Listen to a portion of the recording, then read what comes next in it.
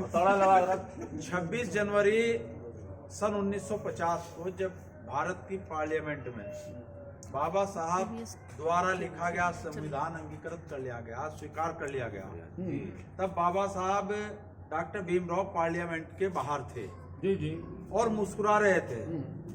तो पत्रकारों ने उनसे पूछा कि बाबा साहब आपकी मुस्कुराहट के पीछे का कारण क्या है।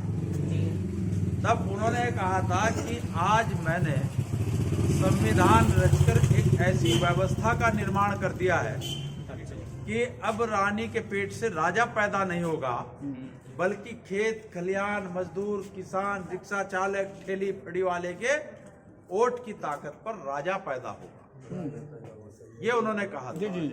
और ये कहा था कि ये जो वोट का अधिकार है ये मामूली अधिकार नहीं है, नहीं, तो बहुत ये वोट का अधिकार तुम्हें सम्मान का जीवन देगा, स्वाभिमान के साथ जिंदगी जीने की ताकत देगा, और ये वोट का अधिकार आपको दुश्मन की छाती पर चढ़कर आपके कॉन्स्टिट्यूशनल और फंडामेंटल राइट्स को लेने का अधिकार देगा, ये बाबा साहब ने कहा था। लेकिन मैं आप लोगों से पूछना चाह रहा हूं, जब बाबा साहब से उनके शिष्य ने पूछा कि बाबा साहब आपका बहुजन समाज के लिए अंतिम संदेश क्या है, तब बाबा साहब ने कहा था कि मेरा बहुजन समाज के लोगों से को यही अंतिम संदेश है कि जिस कारवां को मैं नेहरू और गांधी और मनुवादी व्यवस्था से लड़कर इस मुकाम तक लाया हूं, मेरे समाज के लोग इस कारवां को आगे बढ़ाएं। अगर वो इस कारवां को आगे भी नहीं बढ़ा सकते तो इस कारवां को पीछे न हटने दे और यहीं का यहीं रोककर बैठ जाए। भाई मेरा समाचार अब मैं आप लोगों से सिर्फ इतना सा पूछ रहा हूँ कि बिल्कुल ईमानदारी के साथ आप बताएं, जो सपना बाबा साहब ने देखा था, जो सपना मान्यवर साहब काशीराम जी ने देखा था, तुकाराम जी ने देखा था, गाडगे महाराज ने देखा था, ज्योतिबाराव फुले ने देखा था, या फातिमा शेख ने देखा था, वो सपना हमारा पूरा हो रहा कि नहीं?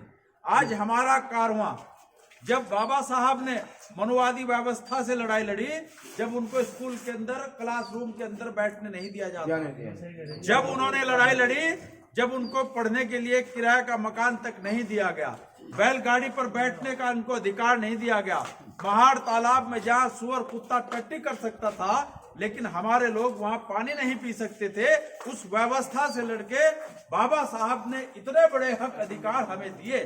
लेकिन साथियों, उस व्यवस्था पर बाबा साहब की आज क्षेत्र पंचायत से लेकर राष्ट्रपति तक हमारा है, 1031 एमएलए पूरे भारत में है और सैकड़ों की संख्या में मेंबर ऑफ पार्लियामेंट हमारे पास है, क्लर्क बाबू, आईएएस, एसपी, डीएसपी, तमाम तरह का सिस्टम हमारे पास है।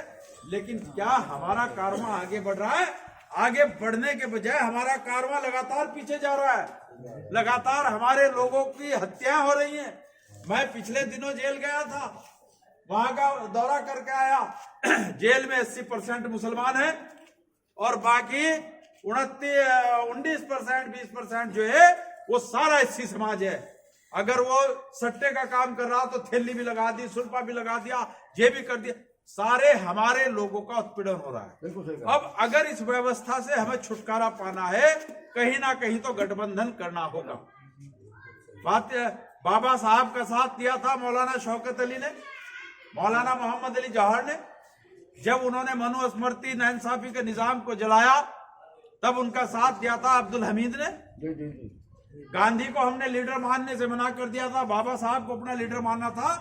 अब अगर हमें अपने हक अधिकार सुरक्षित रखने हैं, हमें अपने हक अधिकार सुरक्षित है भाई, अगर हमें अपने हक अधिकार सुरक्षित रखने हैं तो आज हमें साथियों कोई गठबंधन करना होगा, और वो गठबंधन हमसे बढ़िया है नहीं।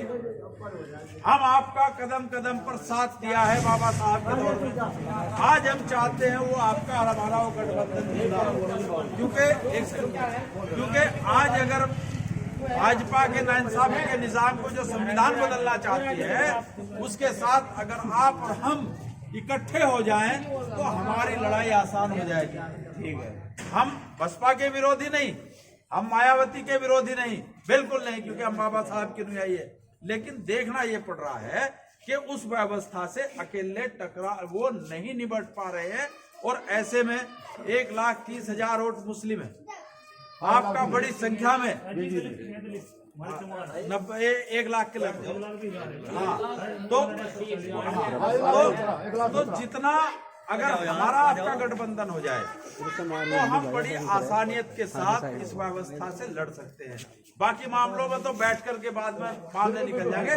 फिलहाल उत्तर प्रदेश में योगी या मोदी को रोकना बेहद जरूरी है। आप 1 जनवरी का अखबार पढ़कर देखें, दैनिक जागरण, उसके अंदर उन्होंने अपने संविधान में क्या क्या व्यवस्था दी है, वो संविधान उनका लिखा रखा है, कल परसों के अखबार में है, दैनिक जागरण में। तो अगर हमें उस चीज को रोकना तो हमें, हमारे पास एक बेहतरीन प्रत्याशी, हम आपकी बात सहमत है, आया है, बिल्कुल, तो उसको हम दे सकते हैं। बाकी आप लोगों की मर्जी है, नहीं, बिल्कुल, जैसा आप चाहें ऐसा। लेकिन आसू मलिक का प्रोग्राम चाह रहे हैं, अब प्रोग्राम हो जाएगा, प्रोग्राम हो जाएगा जब वो भाई अमरीश चौटाला जी, आप नोट कर लियो।